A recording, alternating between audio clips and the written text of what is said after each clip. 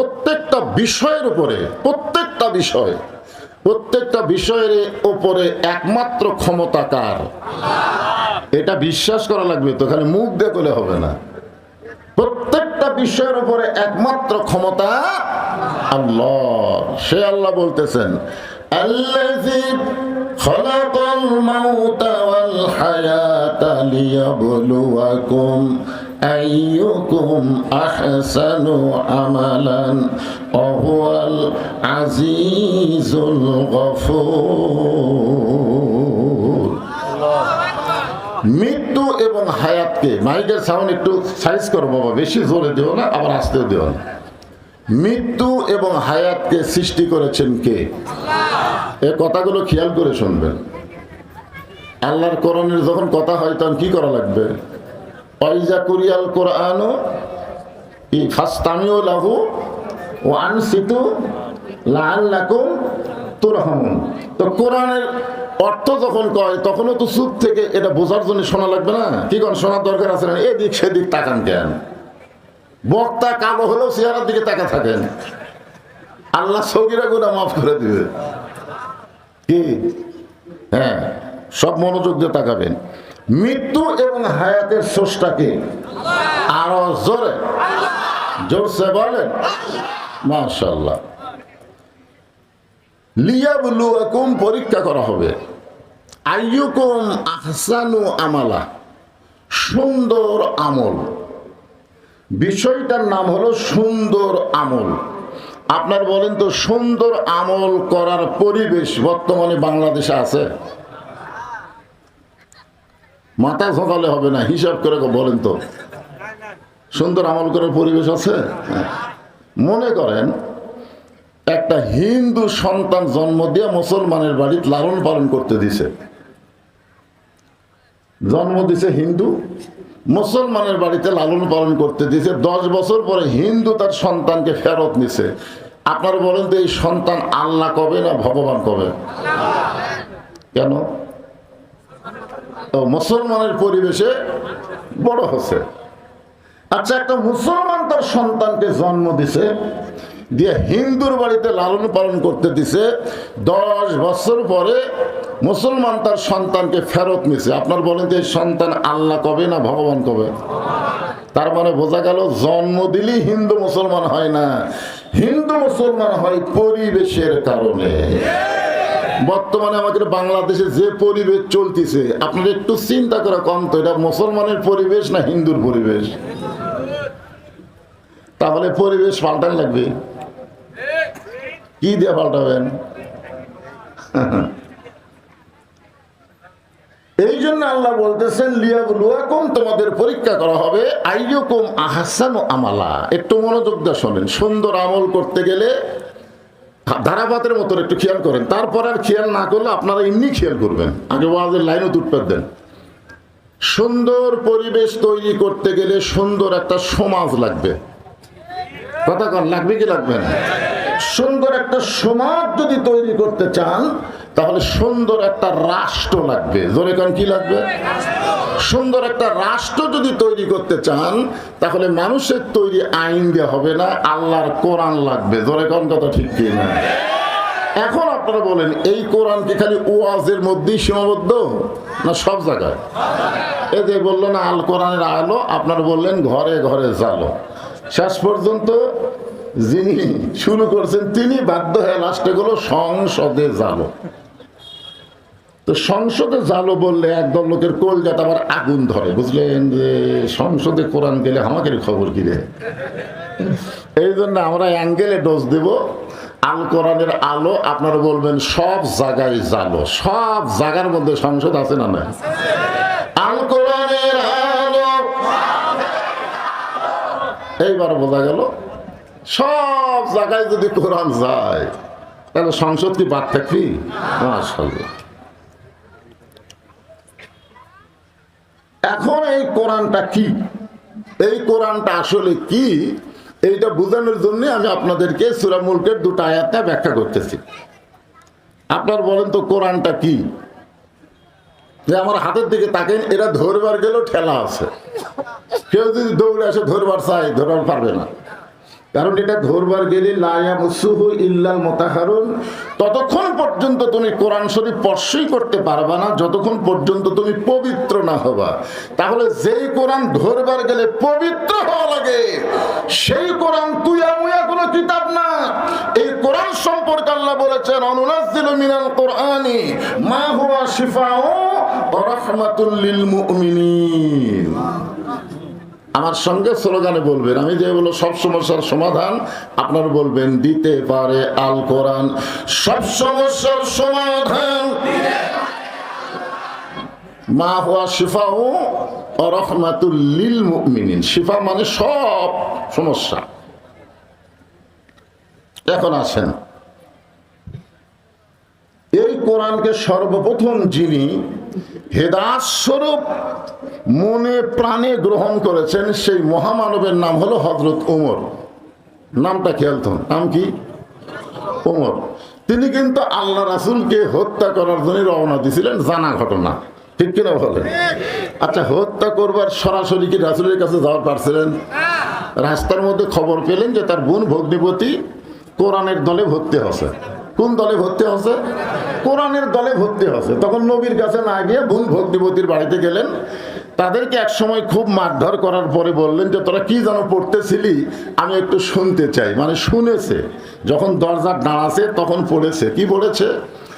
ইন্নামাল মুমিনুনা আল্লাযীনা ইযা যুকিরাল্লাহু ওয়াজিলাত কুলুবুহুম ওয়া ইযা তুলিয়াত আলাইহিম আয়াতুহু জাদাতুহুম ঈমানাও ওয়া আলা রাব্বিহিম ইয়াতাওয়াক্কালুন।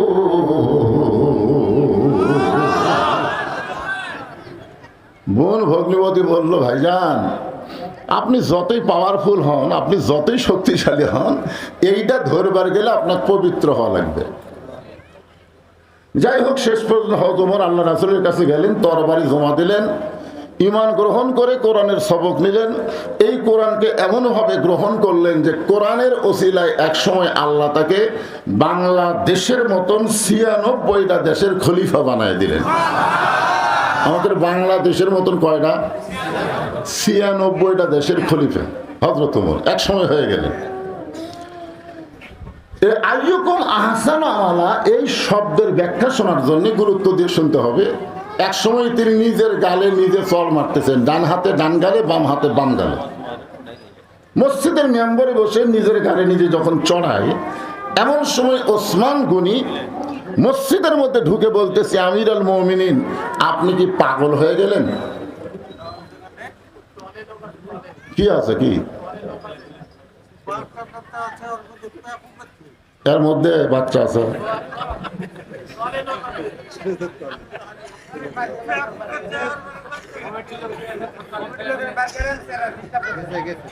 গেছে গেছে বার হয়ে গেছে। ওসমান গনি বলতেছেন আপনি কি পাগল হয়ে গেলেন? ওমর ফারুক বলতেছে, ওসমান এই মসজিদের মেম্বরে বসে মিন শাররিল ওয়াসওয়াসিল খান্নাস, মিন শাররিল ওয়াসওয়াসিল খান্নাস, আমার খান্নাস ভিতরে একটা নফস আছে, আছে না নাই? আমাকে ধোঁকা দিচ্ছে। ওসমান গনি বললেন কি ধোঁকা? বলে আমার নফস বলতেছে আমি নাকি অর্ধ জাহানের খলিফা। তো ওসমান গনি বলতেছে ঠিকই তো কইছে, বর্তমানে আপনি অর্ধ জাহানের খলিফা। ওমর ফারুক বললেন, ওসমান শুধু বর্তমানকে নিয়ে যারা চিন্তা করে এরা ভবিষ্যৎ ভুলে যায়। শেখ হাসিনা বর্তমানকে নিয়ে চিন্তা করে ৪১ সাল বলেছিল, কিন্তু ২৪ সালই যাওয়া লাগছে। জোরে কোন কথা ঠিক কিনা? ভবিষ্যৎ কি হবি এই চিন্তা করে না, বর্তমান খালি কয় কি হনু রে, কি হনু রে। ওমর ফারুক বললেন, তুমি যে অবস্থানে থাকো না কেন, তুমি অতীতের কথা মনে করবে, ভবিষ্যতের চিন্তা করবে। আপনি অতীতে কি ছিলেন, ভবিষ্যতে আপনার কি হবে। বর্তমানে আপনি তো ভালোই আছেন, বর্তমানে ডক্টর ইউনূস আসার পর থেকে মোটামুটি ভালোই আছেন নাকি গণ, কিন্তু ভবিষ্যৎ চিন্তা করছেন? হায় হায়। এখন কিছু কিছু লোক বলতেছে নির্বাচনের দরকারই নাই, ইউনূসই থাক। কারণ ভারত যে হারে বাংলাদেশকে আক্রমণ করার হুমকি দেয়, ইউনূস ছাড়া উপায় নাই। জোরে কোন কথা ঠিক না? কারণ ভারতকে বুড়ে আঙ্গুল দেখা ইউনূস চীনত গেছে, চীন আবার এমন মাল মশলা দিছে, ভারতের মুদি গালত হাত দিয়ে শুয়ে পড়ছে। জোরে কোন কথা ঠিক না? কিন্তু অতীতে হাসিনার মতন একটা খারাপ শাসক ছিল, ভবিষ্যতে আমাদের খবর কি একটু চিন্তা করার দরকার আছে না নাই? জোরে কোন আছে না নাই? খালি বর্তমান নিয়ে থাকলে হবে না তো ভাই জান। এখন আপনারা বলেন এ কোরআনের পাওয়ার আছে না নাই? কিন্তু আমাদের বাংলাদেশে আবু জেহেল মার্কা যারা দল করে, তারা মানুষের আইনের মধ্যে পাওয়ার খোঁজে। মানুষের আইনে কোনো পাওয়ার নাই, সমস্ত পাওয়ার হচ্ছে আল্লাহর আইনে। জোরে কোন কথা ঠিক না? আল্লাহর আইনের কেমন পাওয়ার? এই মাইকের সাউন্ড এরকম হয় গাই বাবা, মাঝে মধ্যে জোরে হয়, ভম ভম করে, এরকম হয় কেন? আল্লাহর আইনের কেমন পাওয়ার একটু দেখবেন না? কি দেখার দরকার আছে না? আমরা তো সামনে ভবিষ্যতে হাসিনার মতন ফ্যাসিড যেন না পাই, সব জায়গা হলো শেষ। আগামীতে আমরা একটু কিছু সময়ের জন্য দেখতে চাই আল্লাহর কোরআনের বাংলাদেশ।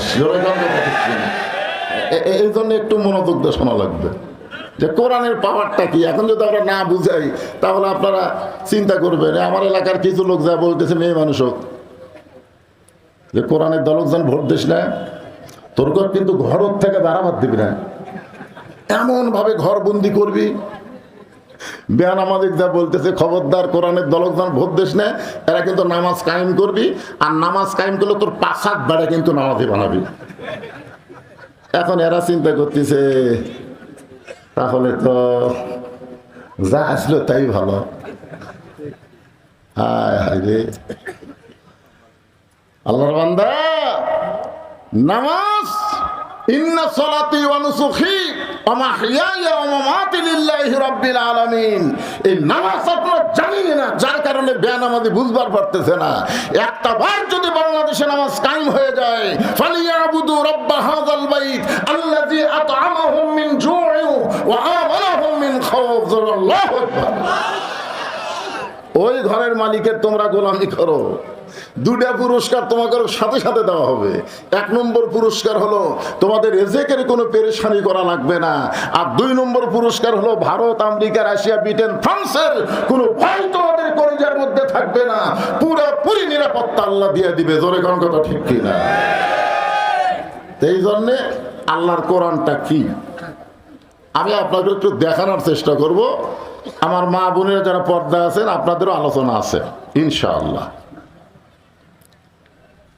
হযরত ওমর অর্ধ পৃথিবীর খলিফা হয়ে যে কোরআন তাকে আজকে অর্ধ জাহানের খলিফা বানায় দিছে, তার কোনো যোগ্যতা নাই, একটা রাখালি করতে পারতেছিল না। জোরে কোন কথা ঠিক কিনা? কয়টা ছাগল ঠিক মতো আনবার পারে না, তাই বাংলাদেশের মতন 96টা রাষ্ট্রের খলিফা হয়েছে শুধুমাত্র কিসের ওসিলায়? হ্যাঁ। এখন সেই কোরআনটা দেখতে কেমন আপনারা তো খালি শুনে যাচ্ছেন। 50 বছর সাইদি হুজুর কোরআন শুনেছে। জোরে কোন কথা ঠিক কিনা? এখনো বাংলাদেশের সব বক্তারা কোরআন শোনাইতেছে, কিন্তু আমরা তো কেউ দেখিনি। আগামীতে আমরা দেখার চেষ্টা করতেছি। জোরে কোন ঠিক কিনা? এই জন্য আমি আজকেই আপনাদেরকে একটু জানাবার চাচ্ছি কোরআনটা আসলে কি। হযরত ওমর ছদ্মবেশে মদিনার অলি গলি ঘুরতেছেন আল্লাহর কোরআন দেখার জন্য। হঠাৎ হযরত ওমর দেখতে পায় বিস্তীর্ণ মরুভূমির মধ্যে একজন রাখাল উট আর দুম্বা চড়ায়। হযরত ওমর আল্লাহর কোরআন দেখার জন্য রাখালকে সালাম দিলেন, আসসালামু আলাইকুম রাখাল ভাই, আমার পেটে ক্ষুধা লাগছে, আমি উটের 1 পেয়ালা দুধ চাই। রাখাল মুচকি মুচকি হাসে। ওমর ফারুক বললেন, রাখাল আমি তোমাকে সালাম দিলাম, তোমার কাছে উটের দুধ চাইলাম, তুমি উত্তরও দিলে না সালামের, দুধ দিবা কিনা সেটাও বলো না, খালি মুচকি মুচকি হাসো, কারণ কি? রাখাল বলতে, ফতিক তুমি আমার সালাম দিলে আমি সালামের উত্তর দিব না, উটের দুধ চাইলেও তোমাকে আমি দিব না। ওমর ফারুক বললেন, আমার অপরাধ কি? রাখাল বলতেছে, তোমার অপরাধ হলো আগে তোমার পরিচয় দাও, তুমি কোন ওয়ার্ডের কর্মী? হ্যাঁ, তুমি কোন পদে আছো? তুমি কর্মী হছো না সাথী হছো না সদস্য হছো না অগ্রসর কর্মী না রকম প্রার্থী, এরকম পরিচয় দেয় কি দেয় না? ধরে কান দেয় কি দেয় না? হ্যাঁ, এখন বলতেছে তোমার সালামের উত্তর দেব না, ওটা দুধও দিবার পারবো না, আগে জানতে হবে তোমার পরিচয়। ওমর ফারুক চিন্তা পড়ে গেলেন যে আমি অর্ধ পৃথিবীর খলিফা, আল্লাহর কোরআন দেখার জন্য ছদ্মবেশ ধারণ করছি, এখন যদি আমার পরিচয় দেই তো গুমর ফাঁস হয়ে যায়। এমন সময় আল্লাহর কোরআন বলে, ওমর রাখাল যখন তোমার পরিচয় চাইছে তুমি আসল পরিচয় দাও। তোমার আসল পরিচয় হলো মিল্লাতা আবিকুম ইব্রাহিম ওয়া সাম্মাকুমুল মুসলিমিন।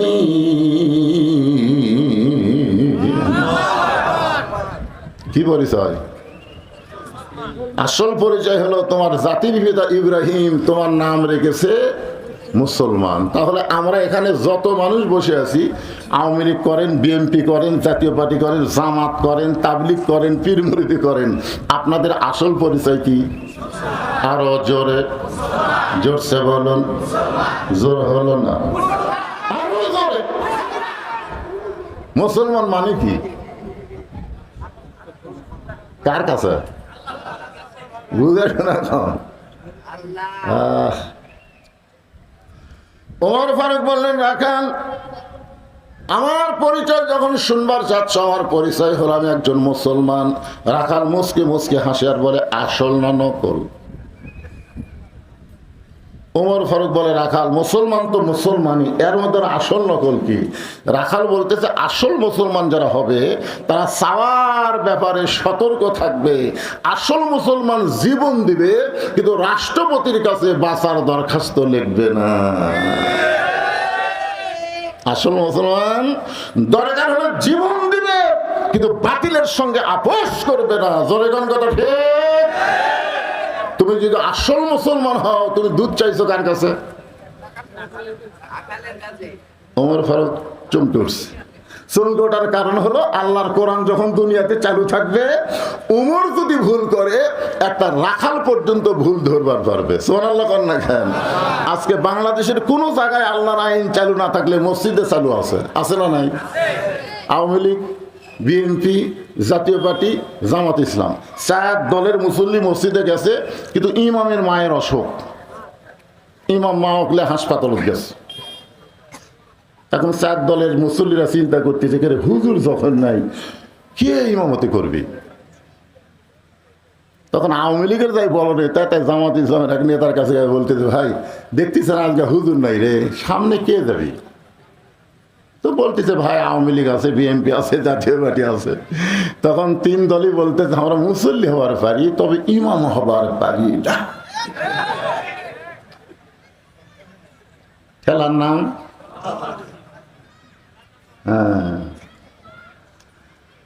আল্লাহ।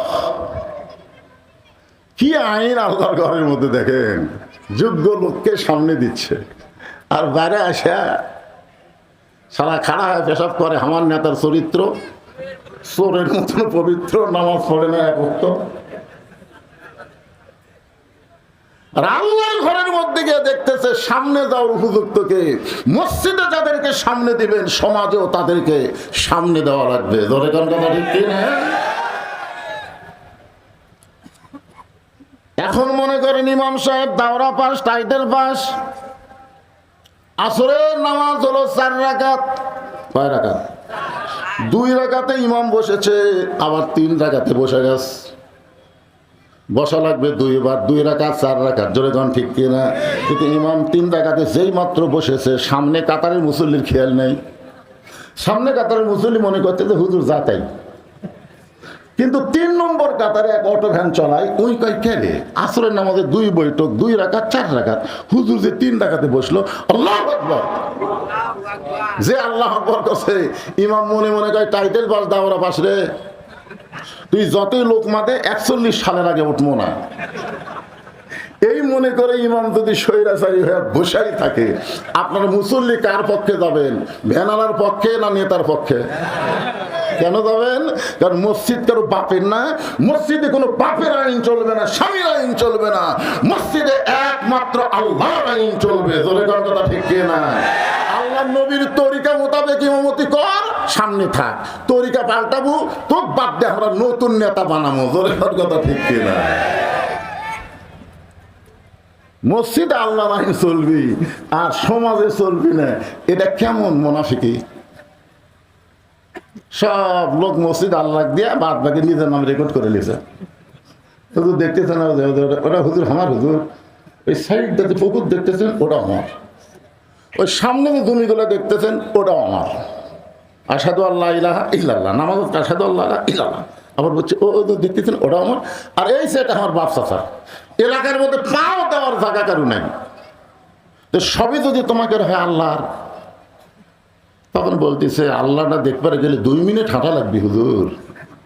আল্লাহটা দেখবার গেলে বলে 2 মিনিট হাঁটা লাগবে। 2 মিনিট হাঁটা মসজিদের কাছে যায়, বলতেছে হুজুর এখানে আল্লাহর কিছু ছিল না, আমার চাচা আল্লাহ 10 শতক দান করছে, আর আমরা সবাই মিলে আল্লাহকে একটা ঘর বানিয়ে দিছি হুজুর, এইটুকু আল্লাহর হুজুর। এই ফেরেশতাকায় আল্লাহ, এই দেশের নাম কি? আল্লাহ বলে এটাই তো ফেরাউনের বাংলাদেশ।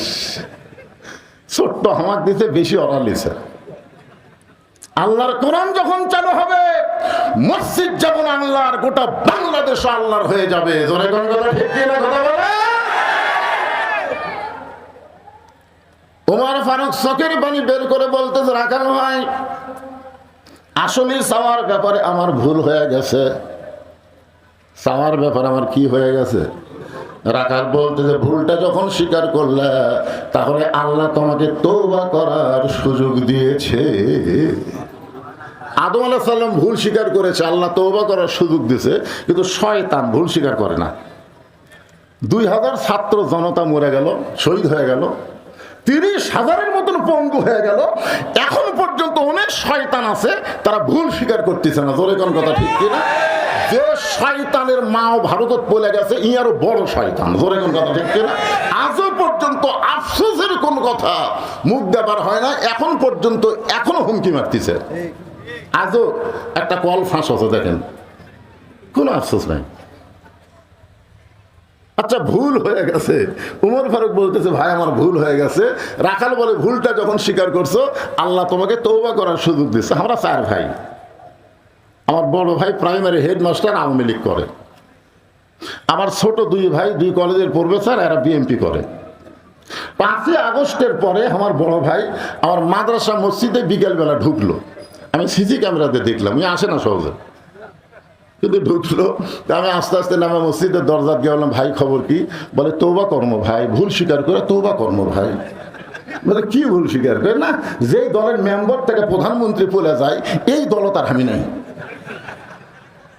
বিশ্বাস করেন কোরআন আমার সামনে, আমার ভাই আল্লাহর ঘরের মধ্যে আমার কাছে তওবা পড়ে আল্লাহর দলে ভর্তি হলো। তো ভুল স্বীকার করার সুযোগ আছে তো। যারা আল্লাহর কোরআনের দল বাদ দেন, অন্য দল করতেছেন, ভুল স্বীকার করে ফিরে আসতে হবে আল্লাহর দিকে। ঠিক কিনা? মরা লাগবেই। আল্লাযী খালাকাল মাউতা ওয়াল হায়াতা, মরা লাগবেই। আল্লাহ বলেছে লা তামুতুন্না, মৃত্যুবরণ করো না, ইল্লা ওয়া আনতুম মুসলিমুন। মুসলমান হয়ে মরা মানে আল্লাহর প্রতি আত্মসমর্পণ করে মরা। জোরে কোন কথা ঠিক কিনা? ওমর ফারুক বলে রাখাল তখন আমি তওবা করতেছি। রাখাল বলে তুমি মূর্খ মানুষ, তুমি তওবা কেমনে করবে? আমি তওবা করাই, তুমি আমার সঙ্গে তওবা পড়ো। ওমর ফারুক বলে আমি মূর্খ, এ কথা তোমার কে কইছে? রাখাল বলে চাওয়ার ব্যাপারে যে সতর্ক হয় না, এই সবচাইতে বড় মূর্খ। আপনার বলেন তো, যারা দয়াল বাবা দরবারেতে কেউ ফিরে না খালি হাতে, এরা কি? জোরে কওয়া লাগবে, এরা কি? আরো জোরে, জোরসে বলুন। আর একটা মূর্খ আছে, আল্লাহর ধন নবীরে দিয়া, আল্লাহ আছে গায়েব হইয়া, নবীর ধন খাজা নিয়া শুয়ে আছে আজমিরে, কেউ ফিরে না খালি হাতে, খাজা রে তোর দরবারেতে। আমরা সবাই বলবো, কেউ ফিরে না খালি হাতে, আল্লাহ তোমার দরবারেতে। সবাই বলেন, কেউ ফিরে না খালি হাতে, আল্লাহ তোমার দরবারেতে, আমার দয়ার আল্লাহর দরবারেতে কেউ ফিরে না খালি হাতে, আল্লাহ আল্লাহ। কি জিকির করা যাবে না? সাইজ মতো করা লাগবে। ওমর ফারুক বললেন, রাখাল ভাই, তাহলে তুমি আমারে তওবা পড়ায় দাও। এবার রাখাল হযরত ওমরকে তওবা পড়াচ্ছে। ওমরের চোখ দিয়ে দর দর করে পানি পড়তেছে। পানি পড়ার কারণ হলো, আল্লাহর কোরআন যখন দুনিয়াতে চালু থাকবে, ওমর যদি ভুল করে একটা রাখাল পর্যন্ত তওবা পড়ানোর সুযোগ পাবে। যারা মাগরিব এশার নামাজ পড়েননি, এখানে বসে থেকে ওয়াজ শুনতেছেন, মাগরিবও পড়েননি, এশাও পড়েননি, ফজরও না পড়ার নিয়ত করে বসে আছেন।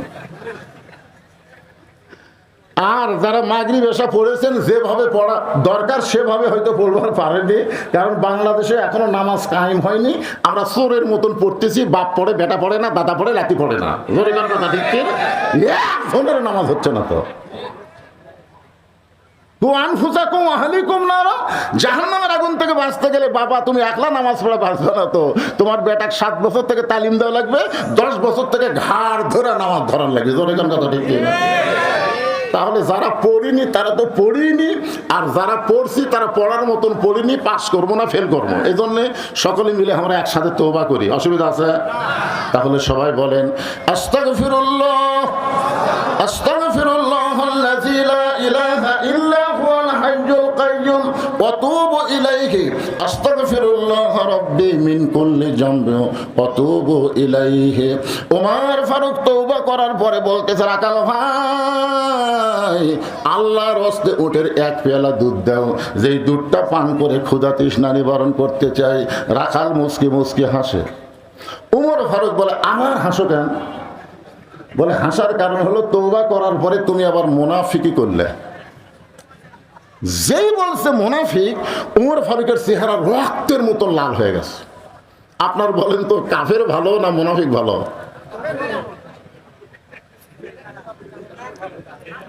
না দুটা খারাপ? ঠিকই আছে রে ভাই।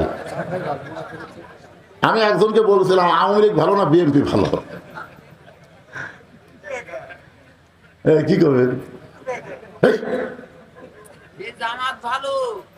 আরে পাগলা, এই দুটার মধ্যে তো একটা ভালো আছে, আছে না? নাই কথা না। কাফের থাকবে জাহান্নামের উপরে, আর মুনাফিক থাকবে জাহান্নামের তলে। কাফেররা যে পেশাব পায়খানা করবি, মুনাফিক তলে থেকে খাবি। সাহাবীরা বললেন, হুজুর এই বদমাইশ মুনাফিক কোন দল থেকে বের হবে? আল্লাহ রাসূল বলেন, মুসলমানের মধ্যে মুনাফিকের আবাদ হবে। তাহলে মুনাফিকের আবাদ আমাদের মধ্যে। সামনে আসছে শুভ দিন, চিন্তা ভাবনা করে নিন। আমার ভোট আমি দিব, যাকে খুশি তাকে দিব, তা চলবি না। আমার ভোট আমি দিব, দেখে শুনে বুঝে দেবো। জোরে কোন কথা ঠিক না? ওমর ফারুক চেহারা রক্তের মতন লাল করে বলে, রাখাল, আমার মধ্যে মুনাফিকের কি দেখলাম? রাখাল বলতেছে, লিমা তাকুলু মা লা তাফালুন, লিমা তাকুলু মা লা তাফালুন, তোমার মুখের সাথে মনের মিল নেই। ওমর ফারুক বললেন, কেমনে? রাখাল বলতে, তুমি সত্যি করে বলো তো, আমি উটের মালিক। তুমি সত্যি করে বলো, আমি উটের মালিক। আমি যদি উটের মালিক হইতাম, তুমি আমাকে রাখাল বললা কেন? আর যখন আমাকে রাখাল বলছো, তখন তোমার মন বলতেছে আমি উটের মালিক না। আর মালিক বাদ দিয়ে রাখালের কাছে আল্লাহর হস্তে চাইলেও রাখাল দিবার পারবি না। যার প্রমাণ আমি নিজে। এক টেস্ট থেকে নামছি, ইতিমধ্যে এক লোক দৌড়ে এসে 100 টাকার চকচকা লোট দেখে, হুজুর দোয়া করেন। টাকা চকচকা দেখে লোভ হলো, পকেটে থিয়ে বললাম, কি দোয়া? হুজুর আমার বইয়ের ঘরে বাচ্চা হয়েছে, আল্লাহ যেন একটা পুত্র দেয়।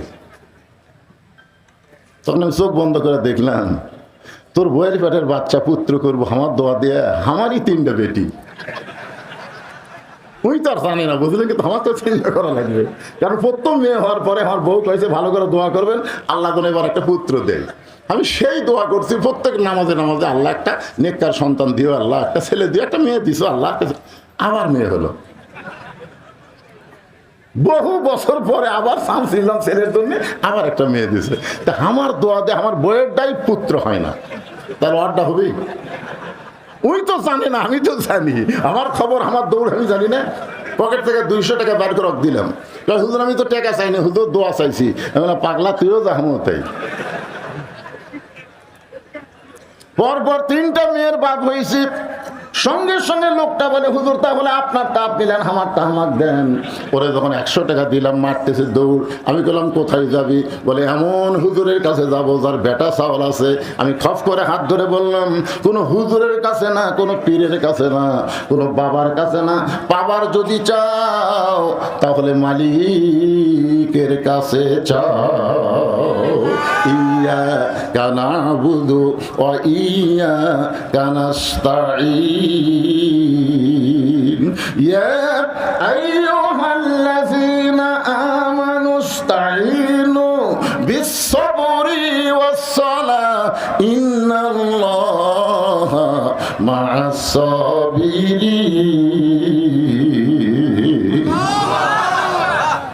ওমর ফারুক বলতেছে রাখাল তাহলে কি খবর? রাখাল বলতেছে কোনো দুঃসম্পদ না, এখান থেকে 10 মাইল দূরে মালিকের বাড়ি। তুমি মালিকের বাড়ি যাও, যা মালিককে বলো মালিক রাখাল উট দুম্বা চড়ায়, তুমি মালিক যদি হুকুম দাও তাহলে রাখাল আল্লাহর রাস্তায় উটের 1 পেয়ালা দুধ দেবে। ওমর ফারুক বলে রাখাল অত দূর কষ্ট করে মালিকের বাড়ি যাওয়ার দরকার নেই, ধরো তোমাকে আমি 2টা টাকা দিচ্ছি, এই 2 টাকার বিনিময়ে তুমি উটের 1 পেয়ালা দুধ দাও। রাখাল মুসকে মুসকে হাসার বলে পথিক তুমি হযরত উমরক ছিল,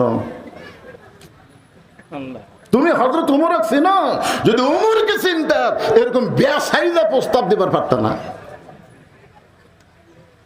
উমর ফারুক বলে মানে রাখাল ভাই তুমি জানো না উমরের গুপ্ত বাহিনী দূর দিকে দূর দেখতে পায় যে তুমি আমাকে 2 টাকা ঘুষ দিছো আর আমি মালিক বাদ্দা তোমাকে 1 পেয়ালা উটের দুধ দিলাম, তাহলে তোমাকেও ধরবে আমাকেও ধরবে, এই বুড়া বয়সে তুমি ধরা পড়বার চাও? ওমর ফারুক বলে রাখাল ভাই তার একটা কাজ করি, চলো আমরা 2 জন গুহার মধ্যে যাই, এই গুহার মধ্যে গিয়ে তোমাকে গোপনে 2 টাকা দিব, তুমি গোপনে উটের 1 পেয়ালা দুধ দিবে, উমরের গুপ্ত বাহিনীও দেখতে পাবে না, তোমার মালিকও জানতে পারবে না। রাখাল চিল্লায় বলে ভণ্ড ভণ্ড তুমি ভণ্ড। ওমর ফারুক বলে রাখাল আমার মধ্যে ভণ্ডামির কি দেখলা? রাখাল বলে পথিক উমরের গুপ্ত বাহিনী যেখানে দেখতে পায় না, আমার মালিক যেখানে জানতে পারে না, রাখালের আল্লাহ সেখানে দেখতে পায়। সঙ্গে সঙ্গে হলো তোমার মারছে দৌড়, এক দৌড়ে পাহাড়ের পাদদেশে গিয়ে 2 রাকাত নামাজ পড়ে আল্লাহর কাছে কাঁদতেছে আর বলতেছে আল্লাহ তোমার কোরআন এত সুন্দর, তোমার কোরআন এত সুন্দর, তোমার কোরআন যখন দুনিয়াতে চালু থাকে তখন কেউ না দেখলেও আল্লাহ দেখে, এ বিশ্বাস মুমিনের অন্তরে থাকে। সুবহানাল্লাহ। এই কোরআন যখন চালু থাকবে তখন কেউ না দেখলেও কে দেখবে? আল্লাহ। তখন আমি রাখালকে দেখি নাই, রাখালের ভিতরে তোমার কোরআনের আমল দেখতে পাই। আল্লাহ তোমার কোরআন এত সুন্দর। ওমর ফারুক যখন কাঁদতেছে এমন সময় রাখাল পিছনে গিয়া বলতেছে যতই কান্দো উটের দুধ দেওয়া গেল না। ওমর ফারুক বলে রাখাল ভাই উটের দুধের কোনো দরকার নেই, বরং তোমার কাছে আমি জানতে চাই তুমি না দেখা আল্লাহকে কলিজার মধ্যে জায়গা দিয়ে তুমি যে আল্লাহর কোরআন অনুযায়ী চলতেছো, আহসানু আমালা সুন্দর আমল করতেছো, এর বিনিময়ে তোমার চাহিদা কি? একটা চাহিদা আছে না নাই? আল্লামা সাঈদী হুজুরের চাহিদা কি? তাকে বহুবার বলা হয়েছিল এই কথাগুলো বাদ দেন, আপনি ধর্মমন্ত্রী হবেন, আপনি কি হবেন সব পদ দেওয়া হবে। তিনি একটা কথাই বলেছিলেন সব বর্জন করব, আল্লাহ নবীর হক কথা বাদ দিব না। জোরে কোন কথা ঠিক কি না? 13 বছর জেলের মধ্যে থুলো, তারপর জেল থেকে বের করে হাসপাতালে হত্যা করলো। তার চাহিদা কি? চাহিদা কত? চাহিদা নাই। ও আজ করে সিরাজগঞ্জ রোডে আইছিস টাঙ্গাইলের চমচম দিয়া, আমার বউ রাত তখন 1টা বাজে মোবাইল করে বলতেছে হুজুর খবর কি? আমি বললাম রোডে আইলাম, আজকে 2 কেজি টাঙ্গাইলের চমচম কিনছি। বউ বলতেছে বাড়ির যান আসেন না। আমি বললাম কেন? বলে সন্ধ্যা থেকে পুলিশ খুঁজতেছে। পুলিশ খুঁজতেছে, আপনি আজকে বাড়িতে আসেন না। চিন্তা করলাম বাচ্চা কাচ্চার জন্য মিষ্টি কিনলাম, বাড়ির যাবার দেবে না, কি করি? শ্বশুরকে কল করলাম, আব্বাজান। আমার শ্বশুর বলতেছে হঠাৎ এত রাত্রে মোবাইল? আমি বললাম আজকে একটু আপনার বাসার যাবার চাই। শ্বশুর বলতেছে দরকার নাই, কারণ তোমাকে পুলিশ খুঁজতেছে। বন্ধু বান্ধব কেউ বাড়িতে জায়গা দিল না, গাড়ি জঙ্গলের মধ্যে থেকে আলুর বাগুরের মধ্যে কম্বল পরে ঘুম পারলাম। চাহিদা কি চাহিদা? ওমর ফারুক বলে, রাখাল রোদের মধ্যে উর্দুম্বা চড়াও, তোমার ভালো কোনো বাড়ি নাই, ভালো কোনো চাকরি নাই, ভালো কোনো খাওয়া নাই, এরপরেও তুমি আল্লাহর কোরআন অনুযায়ী চলতেছো, তোমার চাহিদা কি? রাখাল চোখের পানি বের করে বলে, পথিক আমার চাহিদা যখন শুনতে চাও তাহলে আমার চাহিদা হলো রব্বানা আতিনা ফিদ দুনিয়া হাসানাতাও ওয়া ফিল আখিরাতি হাসানা ওয়া কিনা আযাবান্নার। দোয়া করেন না আপনারা? দোয়া করেন না? এই দোয়া করেন না? তাহলে সবাই পড়েন, রব্বানা আতিনা ফিদ দুনিয়া হাসানাতাও ওয়া ফিল আখিরাতি হাসানা ওয়া কিনা আযাবান্নার। ওমর ফারুক মূর্খের অভিনয় করে বলতেছে, রাখাল ভাই তোমার চাহিদার কথা শুনতে চাইলাম, আর তুমি আমাকে কি শোনাইলা? কোরআনের আয়াত। এই কোরআনের আয়াত দিয়ে তুমি কি বুঝাবার চাও? রাখাল বলতেছে, তুমি আসলেই মূর্খ। আরে পাগলা, কোরআনের আয়াতের মধ্যে দুটা চাহিদার কথা আছে, একটা হলো দুনিয়ার সৌন্দর্য, একটা হলো আখিরাতের সৌন্দর্য। দুনিয়ার সৌন্দর্য হলো মহামানব হযরত উমরকে আমি এক নজর দেখতে চাই, যে উমর আল্লাহর কোরআন দিয়ে রাষ্ট্র চালানোর কারণে আমার মতন রাখাল না দেখে আল্লাহকে কলিজার মধ্যে জায়গা দিবার পারছি। সেই উমরকে খালি একটা নজর দেখতে পারলে আমার দুনিয়ার চাহিদা আল্লাহ পুরো করবে। আমার 2 নম্বর চাহিদা হলো, আমি রাখাল যখন মরে যাব, প্রথম রাখালকে আল্লাহ যেন জান্নাত দেয়। ওমর ফারুক দৌড়ে গিয়ে রাখালের হাতটা খফ করে ধরে এভাবে 3টা চুমা খেয়ে বলতেছে, রাখাল ভাই তোমার 2 নম্বর চাহিদা আল্লাহ পুরো করছে, মরার সঙ্গে সঙ্গে আল্লাহ তোমাকে জান্নাত দিবে। আপনারা সুবহানাল্লাহ কন, কিন্তু রাখাল সুবহানাল্লাহ কয় না। ওমর ফারুক বলে, রাখাল সুবহানাল্লাহ বলো। রাখাল সুবহানাল্লাহ বলে না, সঙ্গে সঙ্গে ওমর ফারুক আল্লাহর কোরআন তেলাওয়াত করতেছে, ইন্নাল্লাযীনা ক্বালু রাব্বুনাল্লাহু সুম্মা ইসতাকামু তাতানাজ্জালু আলাইহিমুল মালায়েকা আল্লা তাখাফু ওয়া লা তাহজানু ওয়া আবশিরু বিল জান্নাতিল্লাতী কুনতুম তুআদুন। এরপরেও রাখাল মাটির দিকে তাকা থেকে সুবহানাল্লাহ কয় না। ওমর ফারুক বলে, কে রাখালাই, মরার সাথে সাথে আল্লাহ তোমাকে জান্নাত দিবে, সুবহানাল্লাহ কও না কেন? রাখাল বলতেছে, পথিক তুমি খুব চালাক, মরার পরে জান্নাত দিবে এই বাকি কথা সহজেই বলতেছো, কিন্তু হযরত উমরকে এক নজর দেখতে পাবো, এই লগত কথা বলতে তোমার কোন জাকাত বাঁচে? ওমর ফারুক চিন্তাত পড়ে গেছে, যে রাখাল আমাকে তওবা পড়াছে, যে রাখাল আমাকে মুনাফিক করছে, যে রাখাল আমাকে ভণ্ড করছে, এখন যদি বলি আমি উমর, বলাও সারা, হার্ট ফেল করে মরাও সারা। বুঝতে পারতেছে না? উমর রাস্তাতে গেলে শয়তান কয়দিন যায় না, আর সেই উমরও কি পড়াছে? কথা কয় না, তওবা পড়াছে। মুনাফিক করছে, ভণ্ড করছে, এখন যদি বলে ভাই রাখাল তুমি তো উমর দেখ পারছো, আমি সে উমরে বলা শোনাও সারা, মরাও সারা। ওমর ফারুক চিন্তায় পড়ে গেলেন, আমি যে ওমর, এই কথা রাখালকে কেমনে বলবো? এমন সময় আল্লাহর কোরআন বলতেছে, উদউ ইলা সাবিলি রাব্বিকা বিল হিকমাহ। ওমর ডাইরেক্ট যদি বলবার না পারো তাহলে হিকমতের সাথে বলো। ওমর ফারুক বলে, রাখাল ভাই সত্যি যদি ওমরকে তুমি দেখতে চাও তাহলে ফজরের নামাজ তোমাকে সামনে কাতারে আদায় করা লাগবে। ফজর যদি সামনে কাতারে আদায় করো, মেহরাবের দিকে লক্ষ্য করে দেখবা যেই মানুষটা ইমামতি করতেছে ওই মানুষটি হলেন হযরত ওমর। তাহলে আল্লাহর কোরআন দিয়ে যখন রাষ্ট্র চলবে তখন প্রধানমন্ত্রী কি করা লাগবে? আর কথা কয় না, আর কথা কয় না। আর আল্লাহর কোরআন ছাড়া তারা প্রধানমন্ত্রী হবে, ইমামতি। এবার খালি ডক্টর ইউনূস একটু ঈদের জামাতে শামিল হচ্ছে, তাই মানুষ কি খুশি রে। যদি ঈদের নামাজের খুতবা দিত তাহলে জনগণ কি খুশি হতো। কথা কর না কেন ভাই? আল্লাহর কোরআনটা যখন বাংলাদেশ চলবে তখন দেশের প্রধান, দেশের বড় ঈদগার খতিব হবে, বড় মসজিদের খতিব হবে। জোরে করে কথা বল না কেন? খতিব হলে কি হবে? অর্ধ পৃথিবীর খলিফা হযরত ওমর খতিব খুতবা দিচ্ছে, মাঝখান থেকে একজন দাঁড়ায় বলতেছে বন্ধ করেন, খুতবা বন্ধ করেন। কেন? বলে আমাদেরকে খাটো পাঞ্জাবি দিয়ে আর আপনি লম্বা জুব্বা পরে খুতবা দিচ্ছেন। যতক্ষণ পর্যন্ত জুব্বা কেমনে লম্বা হলো এটা না বলবেন ততক্ষণ খুতবা শুনবো না। বাংলাদেশের মতন ৯৬টা দেশের খলিফা, আল্লাহর কোরআন দিয়ে রাষ্ট্র চলে, একটা মুসল্লি পর্যন্ত খুতবা আটকা দিছে। এটাই হলো আল্লাহর কোরআন। জোরে কোন কথা ঠিক কি না? ওমর ফারুক বললেন, রাখাল সত্যি যদি ওমরকে দেখতে চাও তাহলে ফজরের নামাজ তোমাকে সামনে কাতারে আদায় করা লাগবে। ফজর যদি সামনে কাতারে আদায় করো, মেহরাবের দিকে লক্ষ্য করে দেখবা যে মানুষটা ইমামতি করতেছে ওই মানুষটি হলেন হযরত ওমর।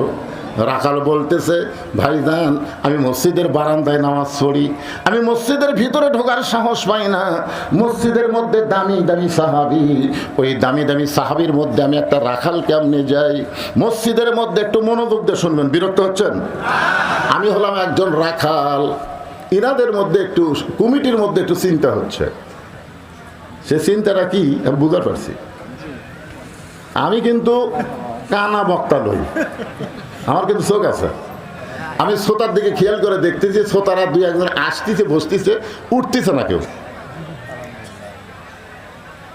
ওই দিকে কত গেলে খালি হো হো মারতেছে। ওরা কি ব্যাগ নিয়ে আসে নাকি? আচ্ছা, আপনার ব্যাগ পার্টি রেডি আছে? ব্যাগ পার্টি এই ব্যাগ আলারা কোথায় রে?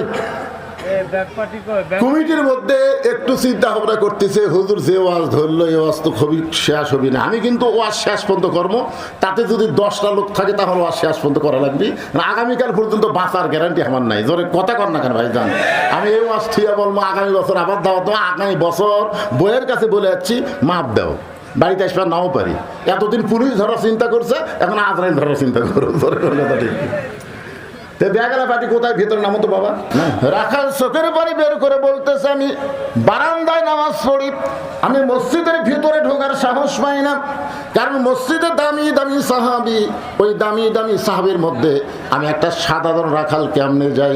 ওমর ফারুক বলে, রাখাল তুমি এত কিছু জানো, তুমি কোরআনের এই আয়াত কি জানো না? ইন্না আকরামাকুম ইনদাল্লাহি আতকাকুম, ওই ব্যক্তি সবচাইতে দামি হয় যার কলিজার ভিতরে আল্লাহর বেশি ভয়। আল্লাহু আকবার বলেন। কি মনোযোগ দিয়ে শোনেন। আমি চেয়ারে বসে ওয়াজ করতেছি, আমি বেশি দামি, আর আপনারা মাটির বসে ওয়াজ শুনতেছেন, আপনারা কম দামি। অনেক বক্তাকে আল্লাহ ধাক্কায় ধাক্কায় জাহান্নামে দিবে, অনেক শ্রোতাকে আল্লাহ বিনা হিসাবে জান্নাত দিয়ে দিবে। কি মনে করতেছেন বক্তার ঠেলা নাই? বক্তারা যদি লিমা তাকুলু মালা তাফালুন হয়, মুখে যা বলে আমলে তা করে না, এই বক্তার বাঁচা নাই বাজান।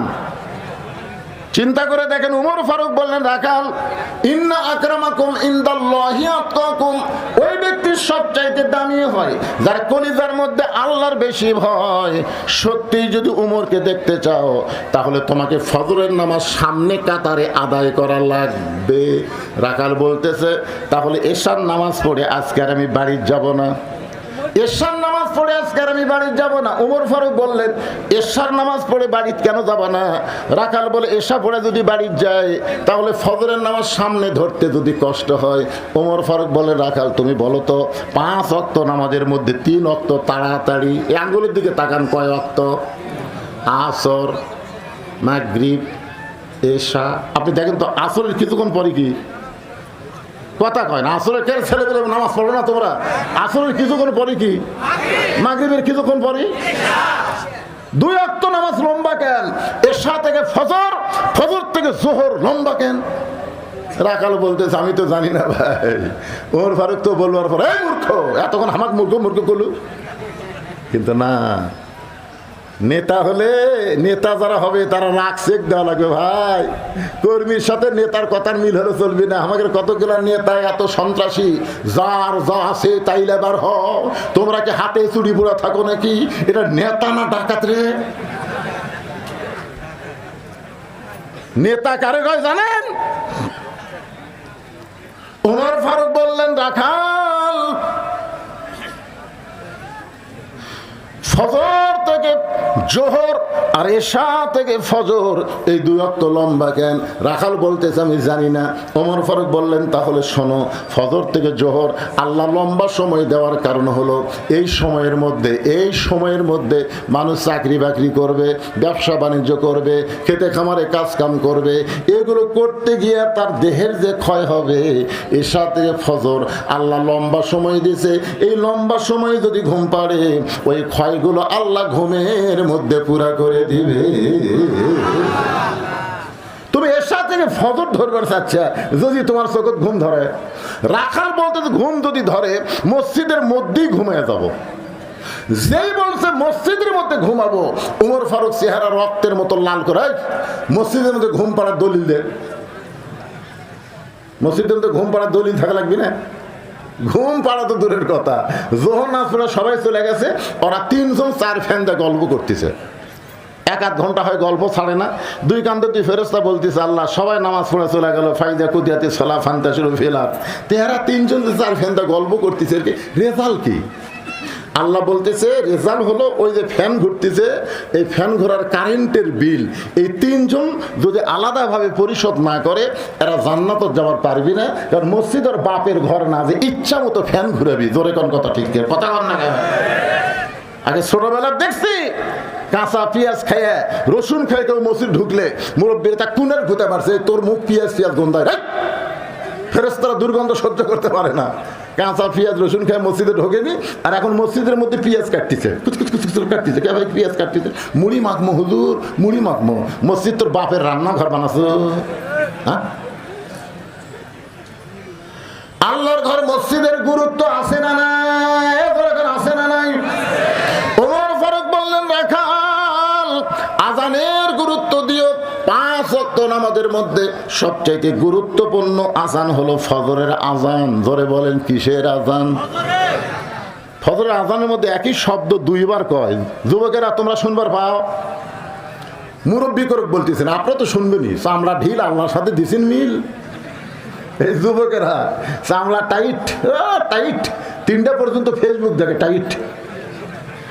যেই ফজরের আগের দিক দ্বারা ঘুমায় যায়, আসসালাতু খায়রুম মিনান নাওম, যদিও শুনবার পাই শীতের দিন, ল্যাপ তুলে দিছে মাথার উপরে। এখন পাও যদি বাইরে থাকে, পাও টানে বুকের কাছে থসে, বাইরে থেকে মনে করবেন চাউলের বস্তা ঢেঙ্গা থসে। মাথাও নেই, পাও নেই। কোন একজন চালাকি করে যদি ল্যাপ টান দেন, ল্যাপের মধ্যে তাকায় দেখবেন ল্যাপের ভিতর ওর সাইজ আর সকালবেলা সাইড থেকে কুত্তার সাইজ একই সাইজ। ফজরের নামাজ বাদ দিয়ে ঘুম পাড়ে যারা, আপনার বলবেন কুত্তার আমল করে তারা। ফজরের নামাজ বাদ দিয়ে ঘুম পাড়ে যারা, কে কে বলতেছেন? আরে জোরে জোরে বলা লাগবে। যে বলো ফজরের নামাজ বাদ দিয়ে ঘুম পাড়ে যারা, কুত্তার আমল করে তারা। ফজরের নামাজ বাদ দিয়ে ঘুম পাড়ে যারা, লালপুর এ ওয়াজটা আমি লালপুর করছি, বুঝলেন? ফজরের নামাজ বাদ দিয়ে ঘুম পাড়ে যারা, কুত্তার আমল করে তারা। ভাই কেবল এই মিছিল করার সাথে সাথে 4-5টা কুত্তে আসে, ওই সাইডে গেলে যেরকম মুয়াজ্জিন আযান দিলে কতগুলো কুত্তে কাম কাম করে না। আমি চিন্তা করলাম, কে রে কি ভুল করলাম, কুত্তা কাম কাম করে। আমি তারপর চিন্তা করলাম, সুম্মা রাদাদনাহু আসফালা সাফিলিন। ওরে তাই তো রে। আমি তখন আবার স্লোগান পাল্টায় বললাম, ফজরের নামাজ বাদ দিয়ে ঘুম পাড়ে যারা, কুত্তার চাইতেও খারাপ তারা। যেই কছে কুত্তার চাইতেও খারাপ তারা, কুত্তা দৌড়। কুত্তা কছে এইবার ঠিক ওয়াজ করছে।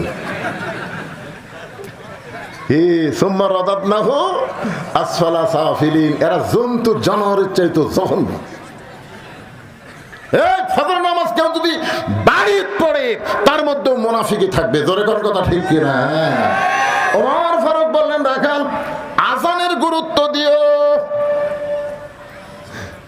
এতদিন রাখাল নামাজ পড়ছে বারান্দায়, কিন্তু আজকে নামাজ পড়বে সামনে কাতারে। যেই মাত্র মুয়াজ্জিন আজান দিয়েছে, রাখাল খুব জোরে সোরে মসজিদের বারান্দায় এসে বলতেছে, ও বারান্দা, আজকের মতো আমাকে মাফ করে দে, শুধু দেখার জন্য আমি ভিতরে ঢুকতেছি, আজকের জন্য আমাকে মাফ করে দে।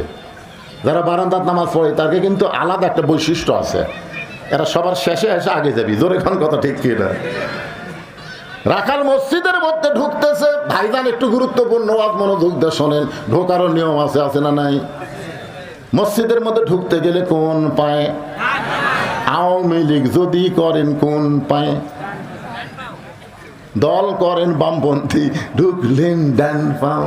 তার মানে বোঝা গেল আপনি নিজেই জানেন সব জায়গায় বামপন্থী চলবে না, ডান পায়ে শুধু ঢুকলে হবে না, জবান খুলে একটা দোয়াও পড়া লাগবে, আল্লাহুম্মা আফতাহ লি আবওয়াবা রহমাতিক।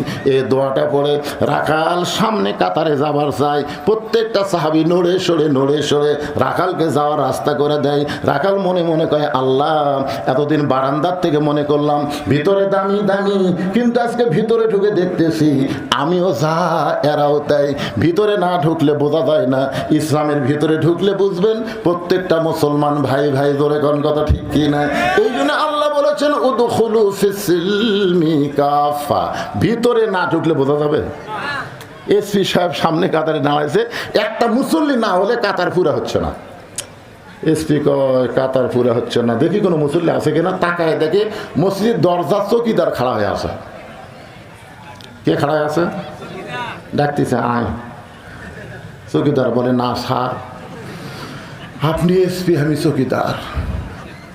এসপি কয়, পাগলা তুই চৌকিদার আমি এসপি, ওটা বেড়ার কথা, ভিতরের কথা তা লয় রে, আয়।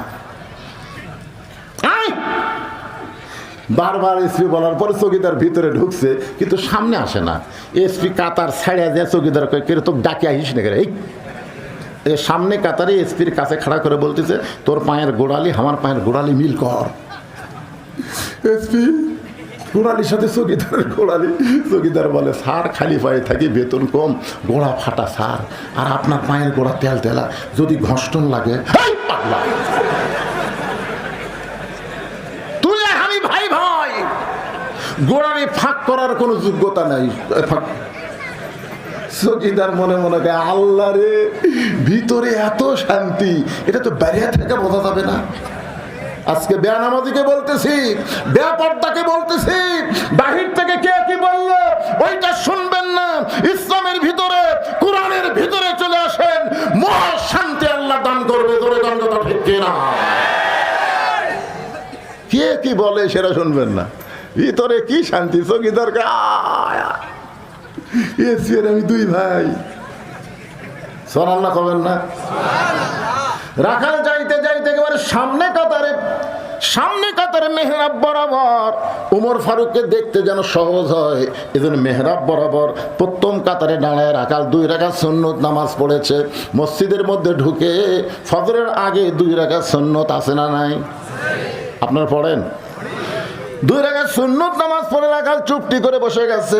এমন সময় এক মুসল্লি মসজিদের মধ্যে ঢুকে দেখে জায়গা নেই। এমন সময় এক মসজিদের মধ্যে ঢুকে দেখে জায়গা নেই। কিরা আমার জায়গাতে কে বসলো রে? মানে নামাজ পড়ে কোথায়? বারান্দাত। আজকে এমন জায়গায় বসেছে, ওই জায়গাতে একটা সাহাবী বসতো। সাহাবীর নাম হলো ওসমান গনি। জোরেকার নাম কি? ওসমান গনি বলতেছে, আমার জায়গাত। আপনারা বলেন তো, ইমামের জায়গা নির্দিষ্ট আছে, মুসল্লির কোনো জায়গা নির্দিষ্ট আছে? তারা ওসমান গনি কেমনে বলে যে আমার জায়গা? বলার পিছনে কারণ হলো আল্লাহ রাসূল বলেছেন, হাদিসটা খেয়াল করে শুনবে। আল্লাহ রাসূল বলেছেন, আমি যখন ইমামতি করব, আমি বরাবর যিনি পিছনে দাঁড়াবে তার নাম আবু বকর। আবু বকর যখন ইমামতি করবে, আবু বকর বরাবর যিনি পিছনে দাঁড়াবে তার নাম হলো ওমর। ওমর যখন ইমামতি করবে, ওমর বরাবর পিছনে যিনি দাঁড়াবে তার নাম হলো ওসমান। ওসমান যখন ইমামতি করবে, ওসমান বরাবর পিছনে যিনি দাঁড়াবে তার নাম হলো আলী। আলী যখন ইমামতি করবে, আলী বরাবর পিছনে শব্দ উল্লেখ করে রাসূল আর কারো নাম বলেন না। সমস্ত সাহাবীরা বলেন, ইয়া রাসূলুল্লাহ, হযরত আলী যখন ইমামতি করবে, আলী বরাবর পিছনে কে দাঁড়াবে? রাসূল বললেন, মা ইয়ানতিকু আনিল হাওয়া ইন হুয়া ইল্লা ওয়াহয়ুহা। আমি নবী ততক্ষণ পর্যন্ত বলতে পারি না যতক্ষণ পর্যন্ত আল্লাহ বলার হুকুম না দেয়। এই আলী পর্যন্ত হলো খোলাফায়ে রাশেদিন।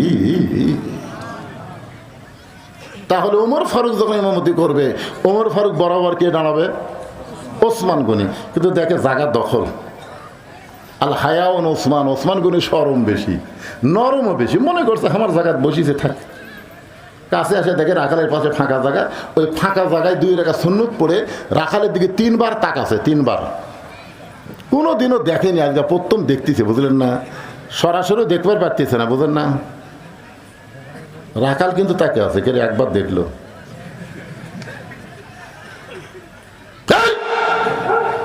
মূর্খ মানুষ, আপনারা মূর্খ মানুষের দিকে বারবার তাকান তো খেপে যাবে না। আমি একবার তাকাছিলাম এক অটো ভ্যানালার দিকে, কয় হুজুর গাড়ির চড়া বেড়ান দেখি মোশান হসা। আমি বললাম ভাই রে, যখন গাড়ি যায় তোরও গাড়ি 1 চাকা নামাস, আমার গাড়ি 1 চাকা নামা, আটো রাস্তা, তুই দেখে আমার ব্রেক কমজোরি হুজুর, আমি নামাবার পারবো না, আপনার গাড়ি দরকারে মাটি চালিয়ে যাবেন। এই কথা বলার পরে আমি 3বার তাকাছি। আমার কয় হুজুর কি মনে করেন এতবার তাকান কে? আপনারা সারা রাত যদি আমার দিকে তাকা থাকেন আমি রাগ করবো, কিন্তু একটা মূর্খ লোকের দিকে তাকালে তাকা দেখবেন 2-4 বার খেপে দেবে। রাখাল বলছে এই মিয়া বারবার আমার দিকে কি দেখো মিয়া। ওসমান গনি ভয়ে লাফ দিয়ে উঠছে, উঠে বলতেছে ভাই যান আপনাকে কোনোদিন আমি সামনে কাতারে দেখি নাই, আজকে একটু ভালো করে দেখার জন্য 3বার তাকাইছি। আপনার পরিচয় কি? বলে আমার পরিচয় হলো আমি একজন রাখাল। যে বলেছে আমার পরিচয় আমি একজন রাখাল, ওসমান গনি মুস্কি মুস্কি হাসতেছে। মুস্কি মুস্কি হাসার কারণ হলো রাখাল যারা হবে তাদের ভাষা নরম হলে চলবে না, রাখালের ভাষা মাঝে মধ্যে গরমও হওয়া লাগবে। আল্লাহ রাসূল বলেছেন প্রত্যেকটা অভিভাবককে আল্লাহ রাখালের দায়িত্ব দিয়ে দুনিয়াতে প্রেরণ করছে। শোনেন, আপনি গরু ছাগল মাঠে নিয়ে গেছেন, আপনার গরু ছাগল যদি কারো আবাদের দিকে যায় আর আপনি যদি বলেন বাবা গরু ওদিকে আবাদ আছে, বাবা যাস না বাবা, ওই শুনবি। আর যদি লাগে এই গরু, আরে এক ধাপ, দেখবেন গরু কিন্তু মানুষের চাইতে ভালো শোনে। এই জন্যে আল্লাহর পক্ষ থেকে প্রত্যেকটা অভিভাবককে আল্লাহ রাখালের দায়িত্ব দিয়ে প্রেরণ করেছে। এখন হয়তো আপনারা মনে করতেছেন হুজুর আমার তো গরু ছাগল নাই, আমি কার ওপর রাখালি করব? আপনি চোখ বন্ধ করে দেখেন আছে, চোখ বন্ধ করে বিবেকের আয়না দিয়ে তাকায় দেখেন আছে। আপনার বাড়িতে 42 বছরের একটা গাভী আছে, চোখ বন্ধ করে দেখেন 42 বছরের একটা গাভী আছে। এখন ভাইয়ের ডার কত বয়সের আমি জানি না, আমার ডার মুরব্বী কি বুঝতে পারতেছেন না? রাগ করে বসে হবে। 42 বছরের একটা গাভী আছে, 22 বছরের একটা আড়িয়া আছে, 17 বছরের একটা বকনা আছে। গাভী হচ্ছে বউ, আড়িয়া হচ্ছে বেটা, বকনা হচ্ছে মেয়ে। আপনার বলেন তো এই 3টার উপর আপনার রাখালি করার দায়িত্ব আছে না নাই? তা আপনি যে এশার নামাজ পড়ে বাড়ি গেলেন, আপনি সামনে কাতারে এশার নামাজ পড়লেন, পড়ে বাড়ি যাচ্ছেন আর মনে মনে চিন্তা করতেছেন আমার ম্যাডাম এখন এশার নামাজ পড়তেছে, আমি মসজিদে পড়লাম, আমার বাড়িয়ালি এশার নামাজ যায় নামাজে পড়তেছে বাড়িতে। এই নিয়ত করে বাড়ি ঢুকে দেখেন আপনার ঘরের মধ্যে হরি হরি হরি হরি হরি হরি হরি হরি।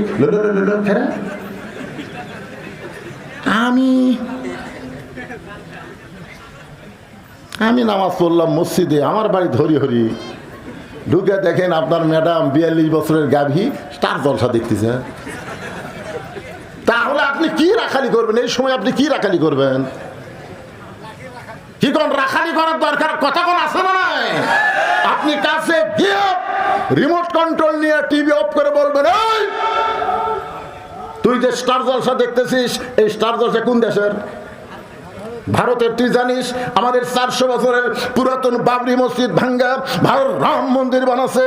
যে ভারত মসজিদ ভাঙ্গা রাম মন্দির বানায় সেই ভারতের কোন চ্যানেল মুসলমানের ঘরে চলবে না। ভারত আবার মুসলমানদেরকে অত্যাচার করতেছে, নির্যাতন করতেছে, মসজিদ মাদ্রাসা ভাঙতেছে। এই ভারতের কোনো কিছু আমরা আর দেখবো না। আজ থেকে ভারত বয়কট করে দিলাম। জোরে জোরে ঠিক না?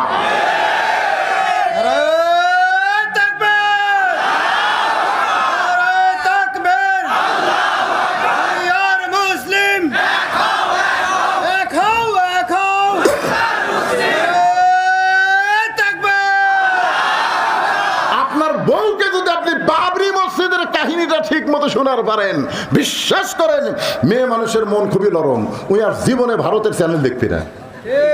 রাখালি করছেন আপনার ছেলে যে 22 বছরের ছেলে স্কিন প্যান্ট পরে, এত টাইট প্যান্ট পরে পরে কলেজে যায়, ছেলে আপনি 9টার সময় কলেজত গেল, সন্ধ্যার সময় বাড়িতে আসলো, এত টাইট ফুল প্যান্ট। আপনি কি কোনোদিন রাখালি করছেন? কে রে বাবা, এ বাবা শোনো, মুসলমানের বেটা কাপড় থাকবে টাকনুর উপরে আর পরবা নাবির উপরে, নাবির উপর থেকে টাকনুর উপর, জোরে কোন কথা ঠিক কিনা? আর এত টাইট ফুল প্যান্ট পরছো, এই ফুল প্যান্ট পরে তুমি কি 9টার থেকে সন্ধ্যা পর্যন্ত পেশাব করনি? এটা রাখালি করতেছে। লোকমান তার ছেলের সাথে রাখালি করছে, এই জন্য আল্লাহ কোরআন একটা সূরা দিয়েছে লোকমান। পিতা হয়ে আপনি বলতেছেন, আচ্ছা ঠিক আছে বাবা, তুমি এই ফুল প্যান্ট পরে পেশাব কেমনি করলে?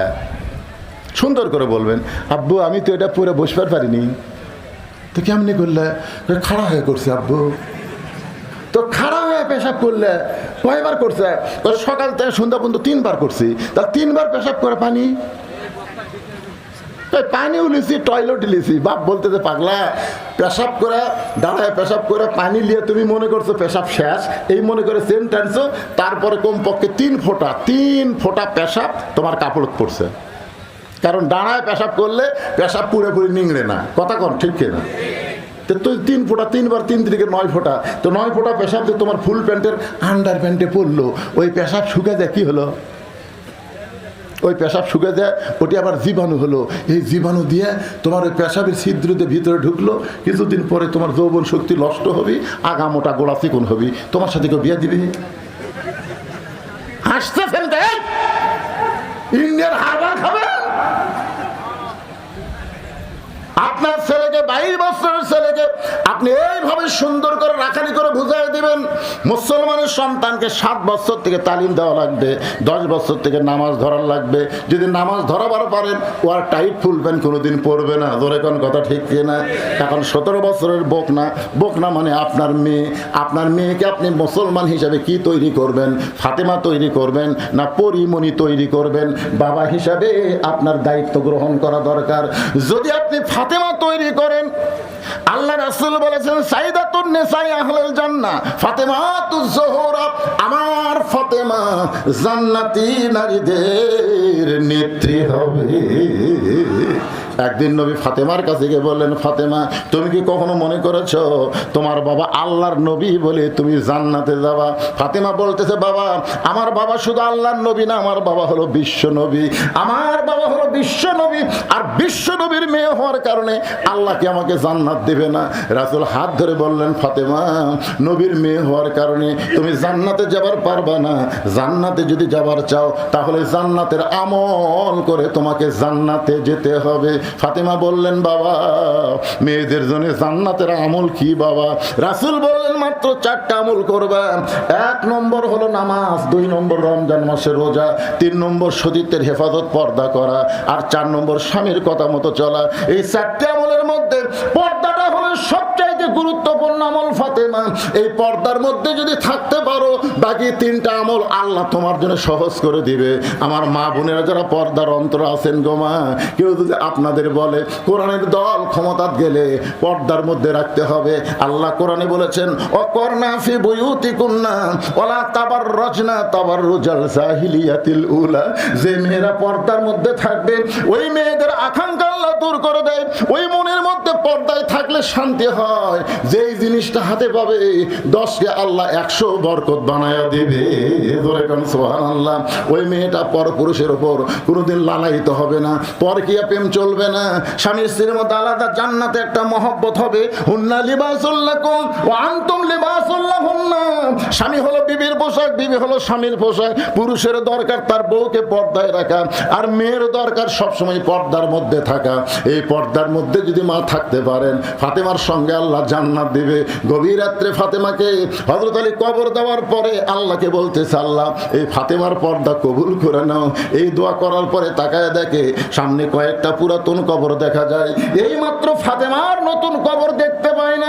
হযরত আলী জান্নাতুল বাকি দৌড়ায় বলে, ফাতেমার কবর, ফাতেমার কবর। কে যেন বলতেছে, আলী রে ফাতেমা পর্দা নিশি, আমি আল্লাহ জোহরা ডিগ্রি দিয়া ফাতেমার কবরটাকে কিয়ামত পর্যন্ত পর্দা করে দিয়েছি।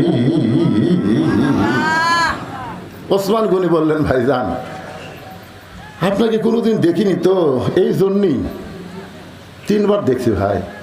রাগ করছেন? রাগ আর বলতেছে, রাগ তো একটু হসেই। তো কোনোদিন দেখি না, আজকে প্রথম কাতারে। কারণ কি? রাখাল বলতেছে আমি বারান্দাত নামাজ পড়ি। ভাই আজকে বেকায়দা দেখার জন্য আসছি, আজকে দেখা হয়ে গেলে এই কষ্ট করে আমি আর এই জায়গাতে আসবো না। কারণ বারান্দাত নামাজ পড়ার মধ্যে যে মজা আছে সামনে কাতারও ছেড়ে নেই। যারা বারান্দাত পড়ে তারা জানে, নামাজ পড়ে শেষে এসে আগে যায়, সামনে কাতারে পড়লি এই যেই বার হবে দেখে দেখে নিয়ত আর কে রে কোন দিক দিয়ে যাই রে। এখন সেই জন্য মসজিদ আবার ইয়া তোদের লাঠি কি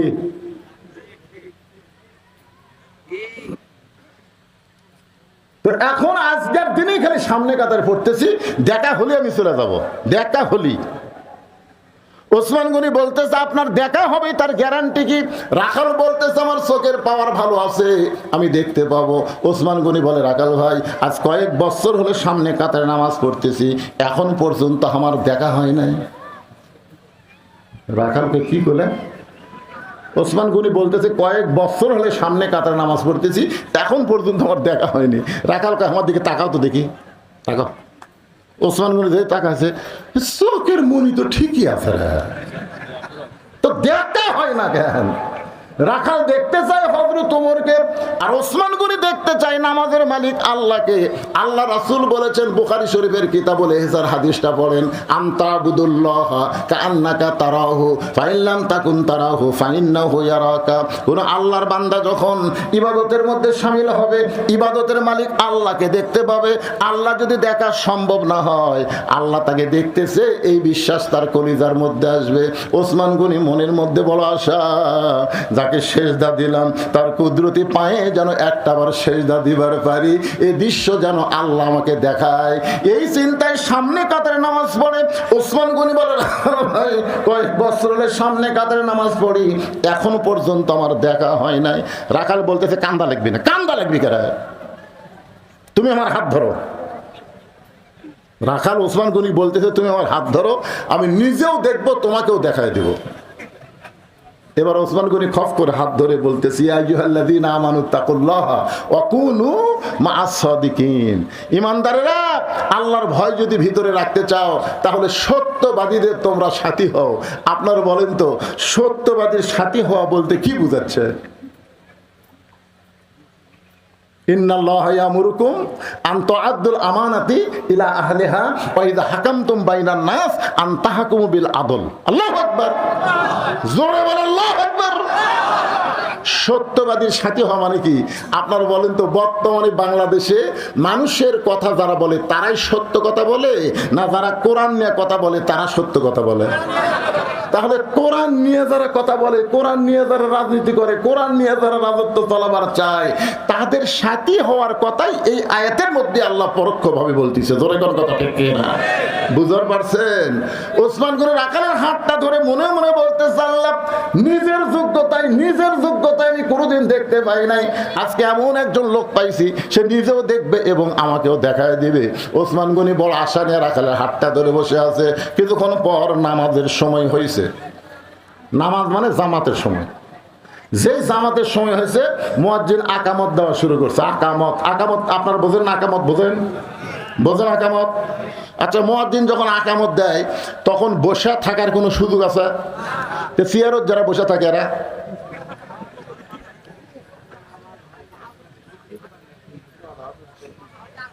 এই চেয়ারত যারা বসে থাকে, চেয়ারত আজ থেকে 20 বছর আগে গোটা বাংলাদেশের কোনো মসজিদ আমি চেয়ার দেখিনি পারে।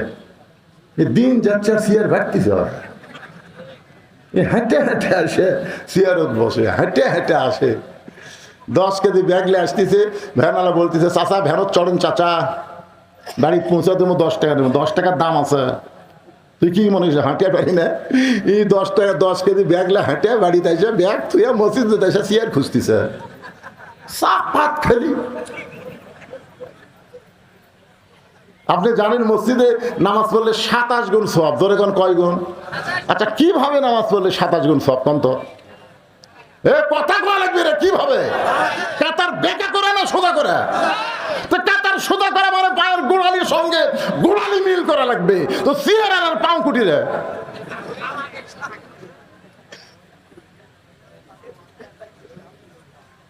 সামনে একজন ফাঁকা দিয়ে পিছনে যতই কাতার করেন সামনে কাতার মাকরু হয়ে যাবে। এই জন্য সিয়ারত যাই বসছে ওই জন্য হেঁটে এসে সিয়ারত বসে, তার মানে খাড়া হওয়ার পাওয়ার আর আছে। নামাজের ভিতরে বাইরে 13টা ফরজ, তার মধ্যে একটা ফরজ হলো দাঁড়িয়ে নামাজ পড়া। জোরে কোন কথা ঠিক কথা কর না কেন ভাই, কথা কর না কেন? 4 জন মুসল্লি ওই সিয়ারের 4 পাও কান্দত লেবে সহ সিয়ারত বসে থাকলে 4 জন মুসল্লি 4 পাও কান্দত দিয়ে আস্তে করে বারান্দার থুয়ে আসবেন। ওখানে চেয়ে এসে বলবেন লা ইউকাল্লিফুল্লাহু নাফসান ইল্লা উসাহা।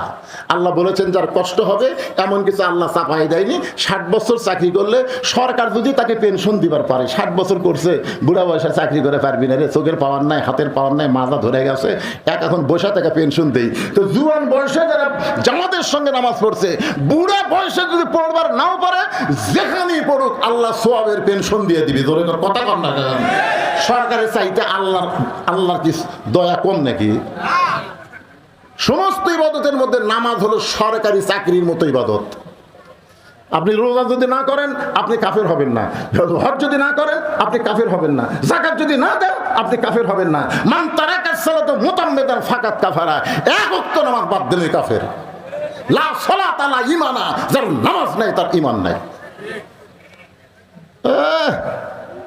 যখন আসলো ছেলে তখন টাইট, ওই একদিনও মসজিদ আসেনি। বুড়া বয়সে এখন চামড়া ঢিল হচ্ছে, আল্লাহর সাথে মিলতে সিয়ারত বলছে। ইয়ে আর কি আল্লাহ পছন্দ করবে না? কুমু লিল্লাহি কানিতিন। দাঁড়াও, আল্লাহর আনুগত্য নিয়ে দাঁড়াও। যদি সিয়ারে আপনি রুকু সিজদা করবার না পারেন, আপনি দাঁড়িয়ে নামাজ শুরু করেন, দাঁড়িয়ে নামাজ শুরু করেন। যদি রুকু সিজদা করবার না পারেন তখন আপনি সিয়ারে বসেন, আবার যখন ইমাম দাঁড়াবে তখন আবার আপনি দাঁড়ান। যদি নিচে বসবার না পারেন অন্তত দাঁড়িয়ে নামাজ শুরু করা লাগবে। ধরে কোন কথা ঠিক কি না? আমার কথা কি বুঝবার পারলেন ভাইজান? কয় দিনের নামাজ পড়তেছেন, একটু আল্লাহকে খুশি করার নামাজ পড়েন। মনোযোগ দিয়ে শোনেন। যেই মাত্র মুয়াজ্জিন আকামত দেওয়া শুরু করেছে এমন সময় হযরত ওমর মেহরাবের মধ্যে ঢুকছে। আপনারা বলেন তো ওমর মেহরাবের মধ্যে কোন দিক দিয়ে ঢুকলো? দরজা দিয়ে ঢুকবে না। আল্লাহর কোরআন দিয়ে যখন রাষ্ট্র চলবে, প্রত্যেকটা ইমাম হবে এলাকার নেতা। ধরে কোন সুবহানাল্লাহ। ওই মেহরাব বরাবর একটা রেস্ট রুম থাকবে, ওই রুমের মধ্যে ইমাম নেতা রেস্ট করবে। যেই মাত্র আকামত দিয়েছে একটা ছোট্ট দরজা দিয়া হযরত ওমর মেহরাবের মধ্যে ঢুকেছে। যেই মেহরাবের মধ্যে ঢুকেছে ওসমান গনি রাকালের হাতটা ধরে আছে, আর রাকাল খালি